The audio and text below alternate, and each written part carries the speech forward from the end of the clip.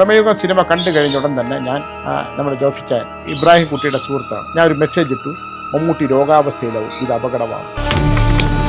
നിനക്ക് 2 തവണ വിധി പണയം വെച്ച് കളിക്കാൻ പറ്റില്ല. കഴിഞ്ഞ ദിവസം ഞാൻ ഇവിടെ മണികർണികയുടെ ലാസ്റ്റ് സീൻ എഴുതുകയാണ്. അപ്പോൾ ഞാൻ എഴുതി ബാബാ സുരേഷ് വന്നു എന്ന് എഴുതാൻ പറഞ്ഞു ടീച്ചറിന്. ടീച്ചർ എഴുതിയിട്ട് നോക്കുമ്പോൾ ഇവിടെ ഒരു പാമ്പിരിക്കും, മൂർഖൻ.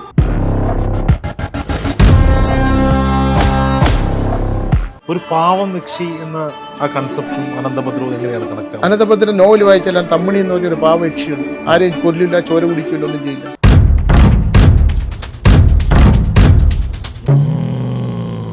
അനന്തഭദ്രത്തിനും മുകളിലായിരിക്കുമോ ദിഗംബരൻ? ദിഗംബരൻ ആ സിനിമയിൽ പൂർണ്ണമായ ഒരാളാണ്. ആയില്യം നക്ഷത്രം അത്യുത്തമം. നമ്മൾ ആ മന്ത്രവാദിയുടെ വീട്ടിലേക്ക് കയറുമ്പോൾ തന്നെ പക്ഷികൾ പറക്കുന്നില്ല, ഇലകളെല്ലാം കരിഞ്ഞുണങ്ങി നിൽക്കുന്ന തമിഴ്നാടിൻ്റെ ഒരു പോർഷനാണ്. വളരെ ദയനീയമായ ഒരവസ്ഥയിൽ നിൽക്കുന്ന ഒരു സ്ഥലമാണ്. ആ മണ്ണുകൾക്ക് പോലും ജീവനില്ല. അല്ലേ, അപ്പോഴെനിക്കൊരു സംശയമുണ്ട്. ഒരു പാവം യക്ഷി എന്ന ആ കൺസെപ്റ്റും അനന്തഭദ്രവും എങ്ങനെയാണ് കണക്ട്? അനന്തഭദ്രൻ നോവൽ വായിച്ചാൽ തമ്മിണി എന്ന് പറഞ്ഞൊരു പാവ യക്ഷിയുണ്ട്. ആരെയും കൊല്ലില്ല, ചോര കുടിക്കില്ല, ഒന്നും ചെയ്യില്ല. ശാന്തസ്വരൂപിണിയാണ്. എങ്ങനെ കഥ അതൊന്നുമല്ലല്ലോ ആ കഥ. പക്ഷെ ആ കഥയിലുടനീളം അമ്മിണി എന്ന് പറഞ്ഞ യക്ഷിയുണ്ട്. നോവൽ വായിച്ചാൽ മതി. അത് ഒറ്റ ഷോട്ട് മാത്രം. അവിടെ ഒരു യക്ഷിയുണ്ട് എന്ന് കുട്ടി പറയുമ്പോൾ ഒരൊറ്റ ഷോട്ട് മാത്രമേ കാണിക്കുന്നുള്ളൂ. സന്തോഷം. കാരണം 2 മണിക്കൂർ 10 മിനിറ്റ് ആ സിനിമ നിർത്തണമെങ്കിൽ പറ്റില്ല. അതുകൊണ്ടാണ് അതിൻ്റെ കണ്ടൻറ്റ് മാത്രം എടുത്തിട്ട് ഞാൻ മറ്റൊരു സിനിമ ഉണ്ടാക്കി. അതിലുകൊണ്ടൊരു അത്ഭുതം. കാരണം നമ്മൾ ഈ തന്ത്രമാന്ത്രികങ്ങളിലെല്ലാം തന്നെ പിന്നീട് ഞാൻ മനസ്സിലാക്കിയിട്ടുള്ളത്, ഇപ്പോൾ ഒരാളൊരു വീട് വെച്ചു. ആ വീട് വയ്ക്കുന്ന സ്ഥലത്തിനൊരു ഭൂമിക്കൊരു ദോഷമുണ്ടെങ്കിൽ അയാൾ എത്ര കോടി കൊടുക്കുക സിനിമ വീട് വെച്ചാലും ആ വീടിന് ദോഷം കാണും. മൃത്യു സംഭവിക്കണമുണ്ടോ? മൃത്യു സംഭവിച്ചേ പറ്റൂ. ആ വീട് വെച്ച ആൾ എത്രയോ പേര് അവിടെ താമസിക്കാൻ പറ്റാതെ വരുന്നു. അയാളുടെ ബാധാദോഷം, ആ മരിച്ചയാളിൻ്റെ ആത്മാവ് ആ വീട്ടിൽ സഞ്ചരിക്കും. ഇത് എനിക്ക് പിന്നീട് ബോധ്യപ്പെട്ടിട്ടുള്ള കാര്യങ്ങൾ. ഞാൻ അതിന് ആഴത്തിൽ തന്ത്രമന്ത്രങ്ങളുമായിട്ട് ബന്ധപ്പെടുകയും പിന്നെ ഞാൻ ഉപാസകനായിട്ട് മാറുകയും ഞാൻ ഇന്ത്യ മുഴുവൻ 7 തവണ ഹിമാലയം നടന്നു കയറിയ ആളാണ്. അവിടെ എന്തുകൊണ്ടാണ് ഇവിടുത്തെ വലിയ വലിയ ആശ്രമങ്ങളും മഠങ്ങളൊന്നും എനിക്ക് ഉൾക്കൊള്ളാൻ പറ്റാത്തതെന്ന് പറഞ്ഞാൽ, ഹിമാലയത്തിൻ്റെ ഇടുങ്ങിയ പാറക്കെട്ടുകിടക്കിടയിൽ കാണുന്ന മഹാശ്രേഷ്ഠന്മാർ ഭൂമിയുടെ ആകാശത്തേക്ക് നോക്കി കാലാവസ്ഥ നിയന്ത്രിക്കുന്ന, കാലാവസ്ഥയെ തിരിച്ചറിയുന്ന ആൾക്കാർ, ഭൂമിയുടെ പിളർപ്പറിയുന്ന ആൾക്കാർ, ഇത്തരം ആൾക്കാരെ കണ്ടവർക്കാർക്കും ഞാനൊരു ക്ഷേത്രങ്ങളിലും പോകാറില്ല, ഒരു സന്യാസി മഠങ്ങളിലും പോകാറില്ല. അത് മറ്റൊന്നും കൊണ്ടല്ല, യഥാർത്ഥത്തിലുള്ള സന്യാസത്തിൻ്റെ അല്ലെങ്കിൽ യഥാർത്ഥ സന്യാസിയുടെ ഒരവസ്ഥയുണ്ട്. കാരണം അവർ എത്രയോ ദീർഘവീക്ഷണത്തോടു കൂടി മുമ്പോട്ട് കൂടി തന്നെ. ഞാനൊരിക്കൽ ഹിമാലയത്തിൽ, ഞാനത് പറഞ്ഞിട്ടുണ്ട്, കുറേ പേരുടെ കൂടെ യാത്ര ചെയ്യുവാണ്. എൻ്റെ മജ്ജയും മാംസവും ഹിമാലയം ഒരു പുസ്തകമുണ്ട്.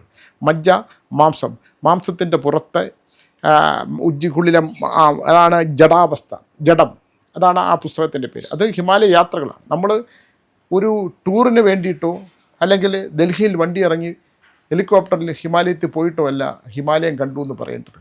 ഹിമാലയത്തിൻ്റെ മലഞ്ചെരുവുകളിലൂടെ, ഹിമാലയത്തിൻ്റെ പാറക്കെട്ടുകളിലൂടെ, ആ ഹിമശൈലങ്ങളിലൂടെ നമ്മൾ നടന്ന് ദുഃഖിച്ച് പട്ടിണി കിടന്ന് വിശന്ന് അവിടെ എത്തപ്പെടുമ്പോൾ മാത്രമാണ് ഒരാൾ ജീവിതം എന്തെന്നറിയുന്നത്. അതുകൊണ്ട് തന്നെയാണ് ഞാൻ തിരിച്ചു വന്ന് ആദ്യം ചെയ്ത് എൻ്റെ ഒരു ശവകുടീരം ഉണ്ടാക്കി വെച്ചു. ഞാൻ മരിച്ചാൽ എനിക്ക് ഉറങ്ങാൻ പറ്റുന്നൊരു സ്ഥലം. അത് കാന്തല്ലൂരിൽ, അവിടെ എൻ്റെ ശവകുടീരമാണ് എനിക്ക് ഏറ്റവും പ്രിയപ്പെട്ടത്. എനിക്ക് ഏറ്റവും പ്രിയപ്പെട്ട എന്താണെന്ന് ചോദിച്ചാൽ എൻ്റെ ശവകുടീരമാണ്. ആ ശവകുടീരത്തിനകത്തിരുന്നാണ് ഞാൻ കർണേക്ഷിയെ എനിക്ക് സാന്നിധ്യം തന്നപ്പോൾ, കർണേക്ഷി സാധാരണ കാതിൽ പറയുന്ന സംഭവമാണ്. ആ കാതിൽ പറയുന്ന ആ സാന്നിധ്യത്തിൻ്റെ പോലെയാണ് ഞാനിപ്പോൾ ഫലങ്ങൾ പറയുകയും എഴുതുന്നത് പോലും അതാണ്. അതുകൊണ്ടാണ് അശ്വത്ഥമാവെന്ന് പറഞ്ഞാൽ 5000 വർഷം ജീവിച്ചിരിക്കുന്ന ഒരു മനുഷ്യൻ, ഞാൻ 5000 വർഷം പുറയിലോട്ട് പോയി അവിടുത്തെ രഥം ഉരുളുന്ന ശബ്ദത്തോടൊപ്പം അത് പൂർത്തിയാക്കി. അപ്പം അതെല്ലാം തന്നെ ഈശ്വര സാന്നിധ്യമാണ്.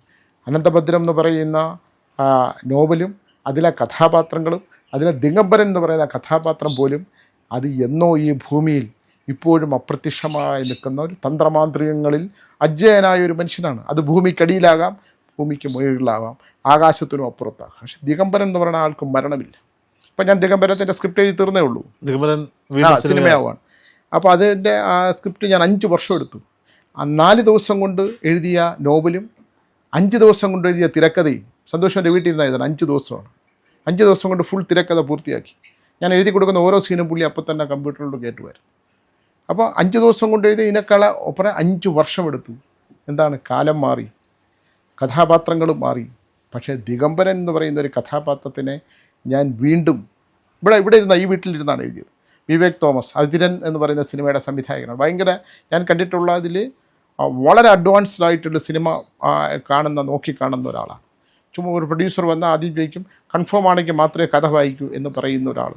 അത്തരത്തിൽ എങ്ങനെങ്കിലും ഒരു സിനിമയല്ല. അതുകൊണ്ടാണ് ഞാൻ ആ സിനിമയ്ക്ക് വേണ്ടിയിട്ട് ഈ അദ്ദേഹത്തിൻ്റെ കൂടെ ഇരുന്നതാണ്. എൻ്റെ അടുത്ത് 9 മാസമാണ് ചോദിച്ചത്. ഞാൻ 9 ദിവസം കൊണ്ട് സ്ക്രിപ്റ്റ് എഴുതി. പക്ഷേ 5 വർഷം എടുത്തു. അത് അദ്ദേഹത്തിൻ്റെ മനസ്സിൽ, എൻ്റെ മനസ്സിൽ എന്താണോ ഉള്ളത്, എൻ്റെ മനസ്സിൽ എന്താണോ ഉറഞ്ഞു കിടക്കുന്നത്, അത് പുറത്തെടുക്കാനായിട്ട് അതല്ല സാർ നമ്മൾ ആ കഥ അങ്ങനെ ഒരാളായിരിക്കണം. എൻ്റെ ഉള്ളിൽ എന്തോ ഉണ്ട് എന്ന് തിരിച്ചറിഞ്ഞുകൊണ്ട് ആ ദിഗംബരൻ എന്ന് പറയുന്ന കഥാപാത്രത്തിൻ്റെ ശക്തി, അതിൻ്റെ ഉത്ഭവം, അതിൻ്റെ വളർച്ച, അതിൻ്റെ തളർച്ച, അതിൻ്റെ പതനം, അതിൻ്റെ ഉയർച്ച എന്ന് പറയുന്നത് ആ കഥാപാത്രത്തിൻ്റെ പൂർണ്ണത, ആ പൂർണ്ണതയിലേക്ക് എത്തപ്പെടാൻ വേണ്ടിയിട്ട് ഇന്നത്തെ കാലഘട്ടത്തിൽ ഒരു ചെറുപ്പക്കാരൻ അനന്തഭദ്രം സിനിമയുടെ ഓരോ സീക്വൻസും പുള്ളിക്കറിയാം, ഓരോ സംഗീതവും പുള്ളിക്കറിയാം. എൻ്റെ അടുത്ത് പറയും സാർ ഇന്ന സീക്വൻസിൽ ഇന്ന സീൻ, ആ സീനിൻ്റെ അപ്പുറത്ത് നമുക്ക് എന്താ ചെയ്യാൻ പറ്റുന്നത്. അപ്പോൾ എൻ്റെ മൊബൈൽ നോക്കി എന്നെ കാണിച്ചിരുത്, എനിക്ക് പോലും ഓർമ്മയില്ല. അപ്പം 21 വർഷം മുമ്പ് നടന്ന ഒരു സിനിമ, ആ സിനിമയിലെ കണ്ടൻറ്റ് ഉൾക്കൊണ്ടുകൊണ്ട്, ആ സിനിമയിലെ കഥാപാത്രങ്ങൾ ഉൾക്കൊണ്ടുകൊണ്ട്, അതിൻ്റെ സാഹചര്യങ്ങൾ സന്ദർഭങ്ങൾ ഉൾക്കൊണ്ടുകൊണ്ട്, ആ കഥാപാത്രത്തിൻ്റെ ആഴങ്ങളിലേക്ക് ഇറങ്ങിച്ചെന്നുകൊണ്ട് ഒരു ചെറുപ്പക്കാരൻ നമ്മൾ മുമ്പിൽ വന്ന് സാർ ഇതെനിക്ക് എഴുതി തരണം. അത് സിനിമയായാലും ഇല്ലെങ്കിലും എന്നെ സംബന്ധിച്ചിടത്തോളം എൻ്റെ ഈ 62ാമത്തെ വയസ്സിലെ, എൻ്റെ 32ാമത്തെ വയസ്സിലാണ് ഞാൻ അനന്തഭദ്രം എഴുതണേ. ഇത്രയും വർഷങ്ങൾക്ക് ശേഷം എൻ്റെ മനസ്സിൽ ഉറഞ്ഞു കിടക്കുന്ന ഇതുവരെ വരാത്ത തരത്തിലുള്ള ആ കഥാതന്തുവിനെ എഴുതിയെടുത്ത് അത് എന്നെ ഇപ്പോൾ ഇന്നലെ തീർന്നിട്ടേ ഉള്ളൂ സ്ക്രിപ്റ്റ്. ആ പുള്ളി സാർ ഇനിയൊന്നും വേണ്ട, ഇനി എനിക്കൊന്നും വേണ്ട. അനന്തഭദ്രത്തിനും മുകളിലായിരിക്കുമോ ദിഗംബരൻ? 100%. അത് അങ്ങനെ നമുക്ക് വിലയിരുത്താൻ പറ്റില്ല. കാരണം ദിഗംബരൻ ആ സിനിമയിൽ പൂർണ്ണമായ ഒരാളാണ്. ആ സിനിമയിൽ ആ കഥാപാത്രം പൂർണ്ണമായി. ഇനി ഞാൻ എങ്ങനെയാണ് ഒരു ദിഗംബരനെ സൃഷ്ടിക്കുക? അപ്പോൾ ആ സൃഷ്ടിയുടെ എന്തോ ഒന്ന് എൻ്റെ ഉള്ളിൽ കിടന്നപ്പോൾ ആ ഉള്ളിൽ കിടന്നതിനെ വളർത്തിയെടുത്ത ആളാണ് ആ സംവിധായകൻ. കാരണം അദ്ദേഹം റൈറ്ററാണ്. ഓക്കെ. ആ ചെറുപ്പക്കാരൻ, അതേ അതിരൻ എന്ന് പറയുന്ന ആ സിനിമയുടെ റൈറ്ററും സംവിധാനമൊക്കെ അദ്ദേഹമാണ്. അപ്പോൾ അങ്ങനെയുള്ള ഒരു ചെറുപ്പക്കാരൻ. അല്ല, എൻ്റെ അടുത്ത് ഇപ്പോൾ ഒരുപാട് പേര് വരുന്നുണ്ട് കഥയ്ക്കൊക്കെ വേണ്ടിയിട്ട്. ഞാൻ പറയും നടക്കില്ല. ഒരുപാട് സിനിമകൾ എൻ്റെ അടുത്ത് ഇപ്പോൾ ഈ അടുത്ത കാലത്ത് മേജർ രവിയുടെ ഒരു സിനിമ മാടൻ കൊല്ലി എന്ന് പറയുന്നൊരു സിനിമ, ഇത് പണ്ട് പൃഥ്വിരാജ് വെച്ച് അനൗൺസ് ചെയ്തിരുന്നത്. അത് നടക്കില്ല ഒരിക്കലും. ഞാൻ ഒരിക്കലും നടക്കില്ല എന്ന് പറയാൻ പാടില്ല എന്നാണ് എൻ്റെ ഭാര്യ പറയുന്നത്. ആ സിനിമ പിന്നെ അന്ന് മുടങ്ങിയപ്പോഴാണ് ഈ ഉണ്ണി മൂന്തൻ അഭിനയിക്കാനായിട്ട് വന്നത്. അതും മുടങ്ങി. അത് മുടങ്ങിക്കഴിഞ്ഞ് അതൊക്കെ വലിയ പിന്നെ വിഷയങ്ങളുണ്ടാക്കിയ വാർത്തകളൊക്കെ ഉണ്ട്. അത് മുടങ്ങിക്കഴിഞ്ഞിട്ട് ഇത് ഞാൻ മടക്കി വെച്ചിരിക്കുമ്പോഴാണ് എനിക്കൊന്ന് 7 ആർട്സ് മോഹനോ എല്ലാം ഇവിടെ കുറേ ചെറുപ്പക്കാർ എൻ്റെ അടുത്ത് വന്നിട്ട് പറഞ്ഞു ഈ സിനിമ വേണം. ഞാൻ പറഞ്ഞു ഈ സിനിമ നിങ്ങൾക്ക് പറ്റിയതല്ല, ഇത് റിയൽ ഇൻസിഡൻ്റാണ്. ഞാൻ അത് നിങ്ങൾക്ക് പറഞ്ഞുതരാം എന്താണ് അതിൻ്റെ കഥ എന്നുള്ളത്. മനോരമയിൽ വന്ന നോവലാണ്, വളരെ വിഷയം ഉണ്ടാക്കിയ ഒരു നോവൽ സ്ക്രിപ്റ്റാണ്. അത് പറഞ്ഞിട്ട് ഞാൻ ഇതിലേക്ക് വരാം. ഒരാൾ എന്നോട് പറഞ്ഞു ഏക്കർ കണക്കിന് സ്വത്തുണ്ട് ഒരാൾക്ക്, തന്ത്രമന്ത്രവാദികളുമായിട്ട് ബന്ധമുണ്ട്, 4 തലമുറയായി അയാൾ മരിക്കുന്നില്ല. അയാൾ മരിച്ചാൽ മാത്രമേ ഈ ഇത് കിട്ടുകയുള്ളൂ, ഈ സ്വത്തുക്കൾ വീതം വയ്ക്കാൻ പറ്റും. വളരെ ദയനീയമായ ഒരു അവസ്ഥയാണ്. അങ്ങനെ ഞാൻ ഈ സ്ഥലത്ത് ചെല്ലുന്നു. ഇപ്പോഴാണെങ്കിൽ അപ്പം തന്നെ പോവും.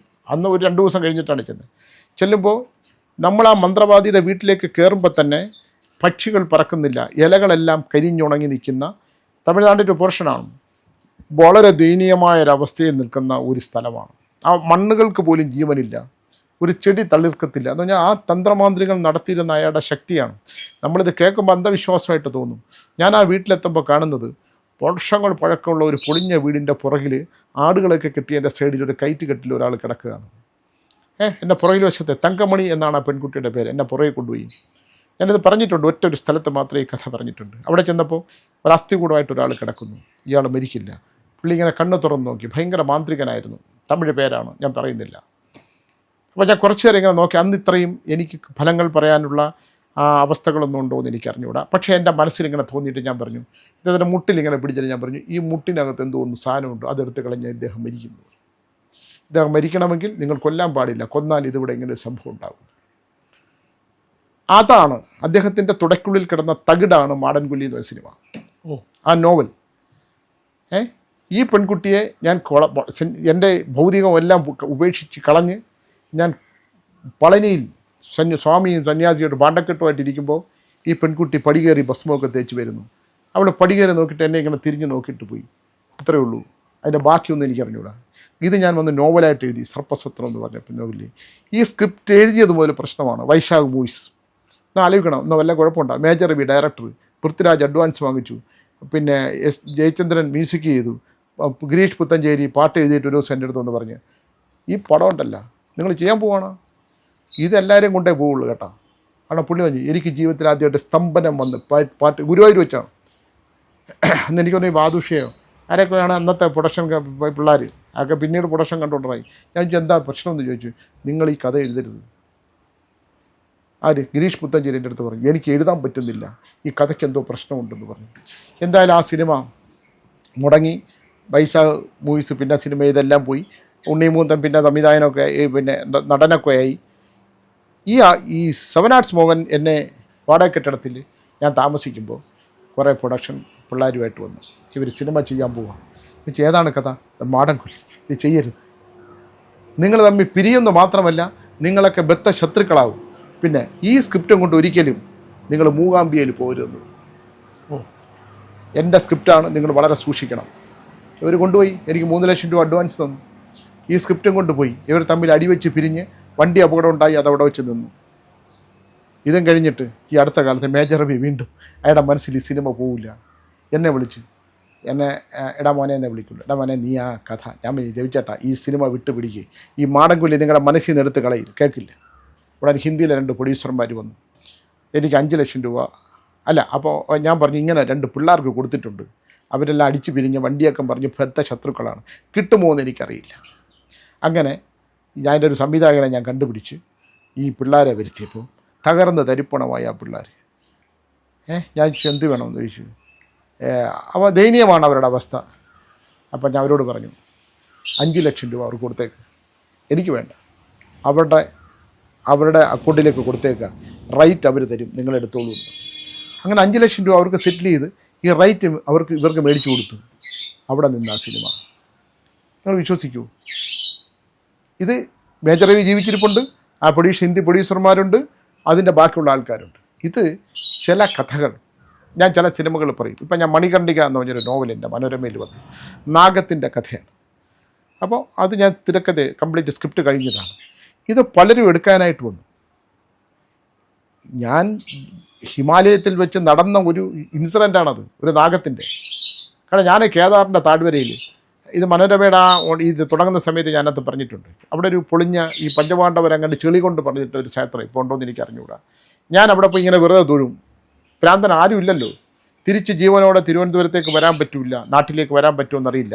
ഹിമാലയത്തിൻ്റെ എവിടെയെങ്കിലും കിടന്ന് ചത്താൽ ഐസ് കട്ടയിലാണെങ്കിൽ എത്രയും നൂറ്റാണ്ടുകൾ കഴിഞ്ഞ് നമ്മളെ ഇളക്കിയെടുക്കും. അപ്പോൾ ഞാനിന്ന് പോവുകയാണെന്ന് പറയുമ്പോൾ ഈ ആ ചെളി വിഗ്രഹത്തിൽ കിടന്നൊരു പാമ്പ് ഇങ്ങനെ തല ഉയർത്തും. ഇത് ഞാൻ അപ്പോഴാണ് കാണുന്നത്. ഞാൻ വിചാരിച്ചതിൻ്റെ പേര് വല്ലതുമായിരിക്കുന്നത്.